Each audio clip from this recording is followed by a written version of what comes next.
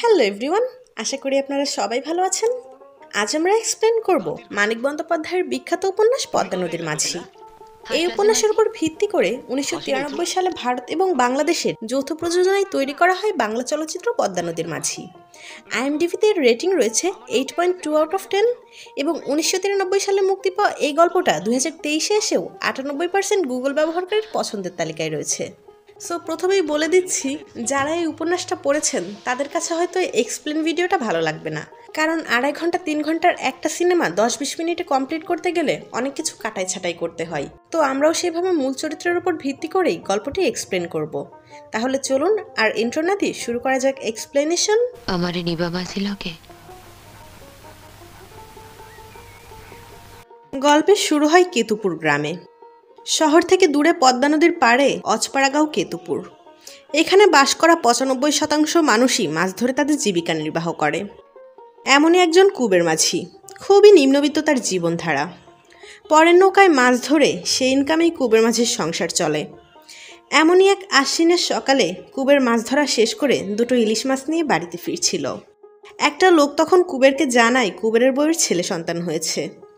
খুশির খবরটা শুনিয়ে লোকটি কুবেরের কাছ থেকে একটা ইলিশ মাছ চেয়ে নেয়। বাড়িতে এসে সদ্য জন্ম নেওয়া ছেলে সন্তানের মুখ দেখে কুবেরের মুখে ফুটে ওঠে এক প্রশান্তির হাসি। এছাড়াও কুবেরের একটি মেয়ে আর 2টি ছেলে সন্তান রয়েছে। আর এই হচ্ছে কুবেরের বউ মালা। জন্ম থেকেই মালা খোড়া। তবে এটা নিয়ে কুবেরের কোনো আফসোস নেই। সব কিছু জেনেই সে মালাকে বিয়ে করেছিল। আর মালাও কুবেরের এই অভাবের সংসারটাকে ভালোবেসে আপন করে নিয়েছিল। বিকেলবেলা মালা কুবেরকে বলে তাদের ঘরের চালা দিয়ে পানি পড়ছে, এখন এটা ঠিক না করালে পরে সন্তানদেরকে নিয়ে থাকা কষ্ট হয়ে দাঁড়াবে। কুবের মালাকে বলে হোসেন মিয়া তাকে সোন দিতে চেয়েছিল।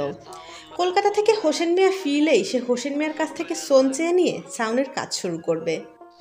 যারা জানেন না তাদেরকে বলে দিই, সোন মূলত এক প্রকারের লম্বা জাতীয় ঘাস। আগেকালে গ্রামের লোকেরা সোন দিয়েই এভাবে ঘরের ছাউনি দিত। এ সময় ঘনশা এসে কুবেরকে ডেকে নিয়ে যায়। ঘনশা আর কুবের একসাথে আজানখোরের নৌকায় মাছ ধরে। তাদের মধ্যে একটা বন্ধুত্বপূর্ণ সম্পর্ক রয়েছে। নদীর পাড়ে আমরা হোসেন মিয়াকে দেখতে পাই। সে কলকাতা থেকে ফিরে এসেছে। সবাই সম্মান করে হোসেন মিয়াকে মিয়া ভাই বলে ডাকে। শোনা যায় অনেক বছর আগে নোয়াখালী থেকে হোসেন মিয়া এই কেতুপুর গ্রামে এসেছিল। তখন সে অনেক গরিব ছিল। তবে গত কয়েক দশকে ব্যবসা বাণিজ্য করে হোসেন মিয়া তার দশা পাল্টে ফেলেছে। কিন্তু গ্রামের লোকেরা কেউই জানে না হোসেন মিয়া আসলে ঠিক কিসের ব্যবসা করে। লোকমুখে শোনা যায় সে উত্তরবঙ্গে গরু মহিষ পাচার করে, তবে এই কথারও জোরালো কোনো ভিত্তি নেই। নদীর পাড়ে হোসেন মিয়াকে দেখে কুবের এগিয়ে এসে তার সাথে কুশল বিনিময় করে, কিন্তু হোসেন মিয়ার ব্যস্ততার কারণে কুবের তার কাছে সোন চাওয়ার সুযোগ পায় না।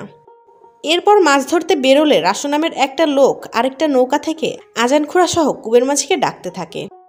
পাশ থেকে ঘনশা বলে ওঠে, রাসু তো বউ বাচ্চা নিয়ে হোসেন মিয়ার লগে ময়নাদ্বীপে গেছিল, হঠাৎ ফিরা এলো কেন? সবাইকে একটু পরিষ্কার করে বলি, সুন্দরবনের আশেপাশে বঙ্গোপসাগরে হোসেন মিয়া একটা দ্বীপ কিনেছিল, সেটাই মূলত ময়নাদ্বীপ। আর এই ময়নাদ্বীপকে নিয়ে হোসেন মিয়ার যত স্বপ্ন।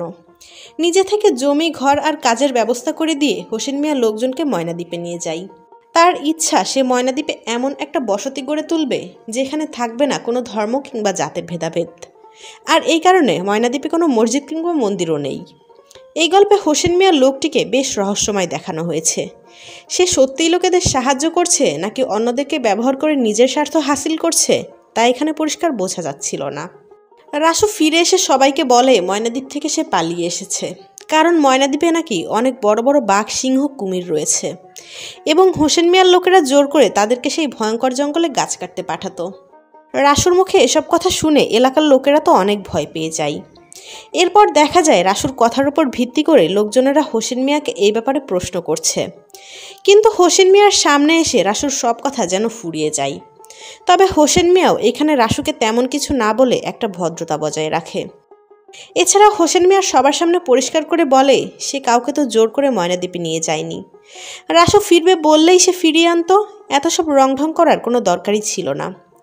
বিষয়টা কুবেরও খেয়াল করে। হোসেন মিয়ার কথার এখানে যুক্তি আছে। পরের দৃশ্যে দেখা যায় কুবের তার বউ মালার সঙ্গে গল্প করছে। তাদের মেয়ে গোপী এখন অনেকটাই বড় হয়ে গেছে। তারা এখন গোপীর বিয়ের কথা ভাবছে। আর রাসুও নাকি এখন গোপীকে বিয়ে করতে চাচ্ছে। এই কথাটা শুনে মালা বেশ অবাক হয়। পরের দিন সকালে খবর আসে মালাদের গ্রামে নাকি বন্যা হয়েছে। এই খবর পেয়ে কুবের নৌকা নিয়ে মালার বাবা মাকে দেখতে যাই। দেখা যায় সত্যিই মালাদের গ্রামে ভয়ঙ্কর বন্যা হয়েছে। বেশিরভাগ লোকই তাদের বাড়িঘর ছেড়ে পালিয়েছে, তবে মালার বাবা মা এখনও সেই পানিতেই চাং পেতে বসবাস করছে। এই খারাপ অবস্থায় কুবের তাদেরকে কেতুপুরে নিজের বাড়িতে নিয়ে আসতে চায়, তবে মালার বাবা মা এতে রাজি হয় না। এ সময় ঘর থেকে একটা সুন্দরী মেয়ে বেরিয়ে আসে। এর নাম কপিলা। কপিলা হচ্ছে মালার ছোট বোন। সেও বিবাহিত। কয়েকদিন আগে তার স্বামী তাকে তাড়িয়ে দিয়েছে এবং নিজে নাকি দ্বিতীয় বিয়ে করেছে। এ অবস্থায় কুবেরের শ্বশুর কপিলা সহ তার ছেলে মেয়েদেরকে কুবেরের সঙ্গে কেতুপুরে পাঠিয়ে দেয়। এ সময় খেয়াল করা যায় কপিলা আর কুবেরের মনে যেন অন্য কোনো চিন্তাভাবনা চলছে। এতদিন পরে ভাই বোনদেরকে কাছে পেয়ে মালা তো অনেক খুশি, তবে সব কিছুর ভেতরে কপিলা যেন একটু বেশিই খুশি। তার হাসির তো বাঁধই মানছে না। মালার সংসারেও কপিলা মনের সুখে কাজ করে এবং সুযোগ পেলেই কুবেরের সামনে কপিলা যেন নিজেকে উন্মুক্ত করে দেয়। এইভাবে কেটে যায় আরও কয়েক সপ্তাহ। হঠাৎ একদিন বিকেলে কেতুপুর গ্রামে নেমে আসে এক কালবৈশাখী ঝড়। কুবের মাঝি তখনও বাড়িতে ফেরেনি। এদিকে ঝড়ের মধ্যে গোপীর পায়ের উপর একটা গাছের ডাল ভেঙে পড়েছে। দুর্যোগে যে কত লোকের ঘরবাড়ি ভেঙেছে তার কোনো হিসেব নেই। আজানখুড়া সহ অনেকেরই নৌকা পদ্মায় ডুবে গেছে। সব কিছু মিলিয়ে এক ভয়ঙ্কর পরিস্থিতি। সকালবেলা কুবের মাঝি বাড়িতে ফিরে আসে। এত কিছুর ভেতরে একটাই স্বস্তি, কুবেরের পরিবারের সকলেই জীবিত আছে। তবে কয়েকদিন পরে গোপীর পায়ের অবস্থা আরও খারাপ হতে থাকে। এদিকে হোসেন মিয়া এই বিপদের সময়ে গ্রামের লোকেদের দিকে সাহায্যের হাত বাড়িয়ে দেয়। ঝড়ে যাদের ঘরবাড়ি ভেঙেছিল হোসেন মিয়া তাদেরকে নিজের খরচে নতুন সোন আর বাঁশ দিয়ে ঘর তুলে দেয়। বিনিময়ে তাদের কাছ থেকে সাদা কাগজে একটা টিপসই নিয়ে নেয়। কুবের মাঝিও এভাবে একটা নতুন ঘর পায়। পরের দৃশ্যে দেখা যায় কুবের রাসু আর কপিলাকে সঙ্গে নিয়ে গোপীকে গ্রামের বাইরে হাসপাতালে নিয়ে এসেছে। ডাক্তার জানায় গোপীর পায়ে অপারেশন করতে হবে, এজন্য গোপীকে এখানে 2-1 দিন থাকতে হবে। তাই কুবের আর কপিলাও গোপীর সাথে সেখানে থেকে যায়। কপিলাকে নিয়ে বাড়ির বাইরে রাত কাটানো মুশকিল, তাই সেদিন রাতে থাকার জন্য কুবের মাঝি একটা ঘর ভাড়া করে, আর কপিলাও সেই সুযোগটা কাজে লাগিয়ে কুবেরকে আরও নিজের করে নেয়। আচরণগত দিক থেকে কপিলা ছিল প্রচণ্ড চালাক, তাই কুবের মাঝিকে নিজের প্রতি দুর্বল করতে কপিলার খুব একটা সময় লাগে না। গোপীকে অপারেশন করে ফিরিয়ে আনার পরে কুবেরের বউ মালাও যেন তাদের বিষয়টা আন্দাজ করতে পারে। তাই এত বছর পরে এসে মালা এখন নিজের খোঁড়া পাটা আবার ঠিক করার চেষ্টা শুরু করে। কুবেরের বাড়িতে কপিলার সময় বেশ ভালোই কাটছিল, কিন্তু এই ফুরফুরে মেজাজ কপিলার যেন স্থায়ী হয় না। কিছুদিন পরেই কপিলার স্বামী শ্যামাদাস কপিলাকে নিতে আসে, কারণ শ্যামাদাসের দ্বিতীয় স্ত্রী নাকি মারা গিয়েছে। এতে কুবের কিংবা কপিলা কেউই খুশি নয়, তবে মালা এতে বেশ খুশি। কপিলাও বুদ্ধিমতী, সে জানে তার এখন কি করা উচিত। এজন্য স্বামীর হাত ধরে কপিলা নিজের সংসারে ফিরে যায়। বিষয়টা কুবের মাঝির পছন্দ না হলেও সে তো আর কপিলাকে আটকাতে পারে না। কয়েকদিন পরে হোসেন মিয়া কুবের মাঝিকে ডেকে বলে তার নৌকার হাল ধরার জন্য।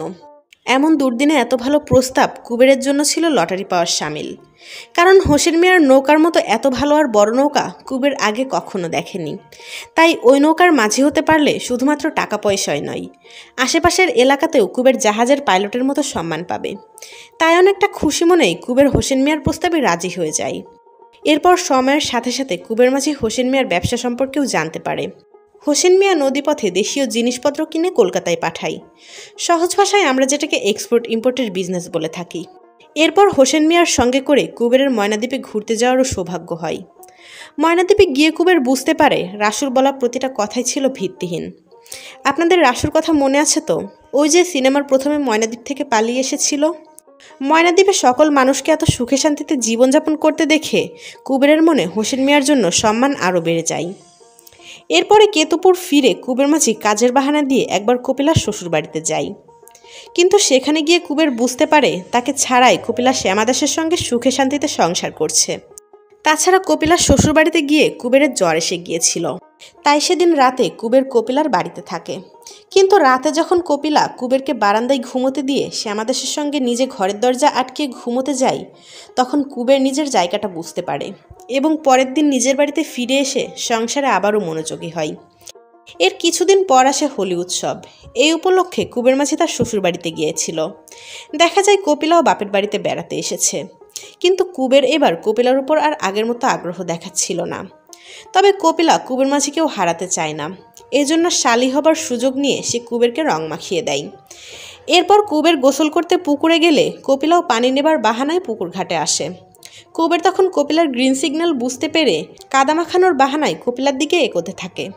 পা পিছলিয়ে কপিলাও তখন পানিতে পড়ে যায়। যদিও সিনেমায় এটা বোঝা যাচ্ছিল কপিলা ইচ্ছা করেই লাফ দিয়েছে। আর এই সুযোগে কুবেরও কপিলাকে আরও নিজের কাছে টেনে নেয়। মূলত তারা দুজনেই একটা দোটানার ভিতর দিন পার করছিল। বাইরে থেকে দেখা যায় তারা নিজেদের সংসারে বেশ ভালো আছে, কিন্তু মন থেকে কেউই একে অপরের চিন্তা বাদ দিতে পারছিল না।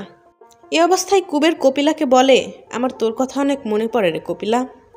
কপিলা তখন কুবেরকে বলে, আমি তো এখন সংসারে গেছি, আমায় মনে করো কেন মাঝি, তুমি আমারে ভুইলা যাও। কেটে যায় আরও কয়েক মাস। গোপীর পা এখন অনেকটাই ঠিক হয়ে এসেছে, তাই গোপীকে বিয়ে করার জন্য রাসু এবার তাড়াহুড়ো শুরু করেছে। তাই কুবের সরাসরি এবার রাসুকে বলে দেয় গোপীর বয়স তো এখন অনেক কম, তাই রাসুর সঙ্গে গোপীকে মানাবে না। এজন্য সে গোপীর অন্য জায়গায় বিয়ে ঠিক করেছে। এটা শুনে রাসু অনেক রেগে যায় এবং রাগের মাথায় বলে যায় সে কুবেরের সব কিছু ধ্বংস করে দেবে। কয়েকদিন পরে নিজের পছন্দ মতো পাত্রের সঙ্গে কুবের ধুমধাম করে গোপীর বিয়ে দিয়ে দেয়। মেয়ে বিয়ের ঝামেলা কাটিয়ে কুবের আর মালা দুজনেই বেশ খুশি। অবশেষে একটা সুপাত্রের হাতে তারা গোপীকে সমর্পণ করতে পেরেছে। বাবা মায়ের জন্য এর থেকে স্বস্তির আর কী বা হতে পারে। মেয়েকে বিয়ে দেবার পরে স্বাভাবিকভাবেই কুবের আর মালার দিন কাটছিল। হোসেন মিয়ার নৌকার সাথে দূর দূরান্ত পাড়ি দিয়ে কুবের মধ্যরাত কিংবা ফজরের সময় বাড়িতে ফিরত। এমন একদিন মধ্যরাতে কুবের ঘাটে ফিরে দেখে সাদা শাড়ি পরে কেউ একজন পাড়ে দাঁড়িয়ে আছে। কুবের সামান্য ভয় পেয়ে ওঠে। সাদা শাড়ি পরা মেয়েটি আর একটু সামনে এগিয়ে আসলে দেখা যায় এটা কপিলা। কপিলা কান্না করতে করতে কুবেরকে জড়িয়ে ধরে বলে, পুলিশ নাকি কাল কুবেরের বাড়ি তল্লাশি করতে এসেছিল এবং তাদের মাচার ঘরের নিচেই নাকি পুলিশ পয়সা ভর্তি একটা কলস পেয়েছে।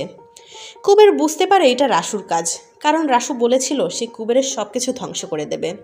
তাই সাহায্য চাইতে কুবের হোসেন মিয়ার বাড়িতে যায়। কপিলাও কুবেরের সঙ্গে সঙ্গে যায়। সব কিছু শুনে হোসেন মিয়া বলে, পুলিশ আসার আগে সে বুঝতে পারলে হয়তো কিছু করতে পারত, কিন্তু এখন তো পুলিশকে আর সে থামাতে পারবে না। তাই কুবেরকেই এখন পালাতে হবে। কুবেরের হাতেও আর কোনো রাস্তা নেই।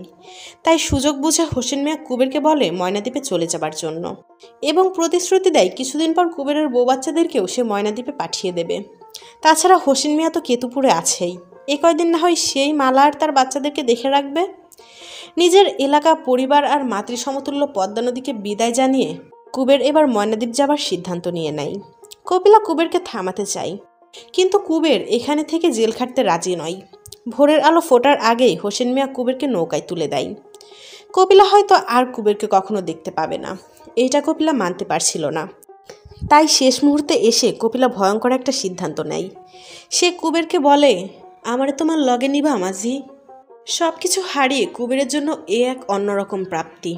কপিলাও সব কিছু ছেড়ে ছুড়ে এখন কুবেরের সঙ্গে যেতে চাই। এক কাপড়ে কপিলা কুবেরের সঙ্গে ময়নাদ্বীপে পাড়ি জমাই। আর এখানেই কুবের মাছের গল্পের ইতি টানা হয়। তো দর্শকদের উদ্দেশ্যে বলছি, গল্পটিকে ছোট করার জন্য আমরা উপন্যাসের আরও অনেক চরিত্রকে পাশ কাটিয়ে দিয়েছি, কারণ প্রত্যেকটা চরিত্রেরই ছোট ছোট আলাদা গল্প রয়েছে এবং সকল চরিত্রের গল্পটিকে যদি এখানে তুলে ধরতে যাই তাহলে ভিডিওটি হয়ে যাবে অনেক বড় এবং সবার গল্প একসঙ্গে বলতে গেলে আমি হয়তো এখানে একটা জগা খিচুড়ি পাকিয়ে ফেলতাম। তাই সকলকে অনুরোধ করব, উপন্যাসটি যারা এখনও পড়েননি তারা দয়া করে সিনেমাটি দেখে নেবেন। আর ইউটিউবেই সিনেমাটি অ্যাভেলেবেল পেয়ে যাবেন। প্রয়োজন হলে আমি কমেন্ট বক্সে লিঙ্ক দিয়ে দেব। আর হ্যাঁ, গল্প শেষে মতামত জানাতে কিন্তু কেউ ভুলবেন না। কুবের আর কপিলাকে নিয়ে নিজের মন্তব্যটাও এখানে জানিয়ে যাবেন। আরে পুরুষ, আরে পুরুষ কি?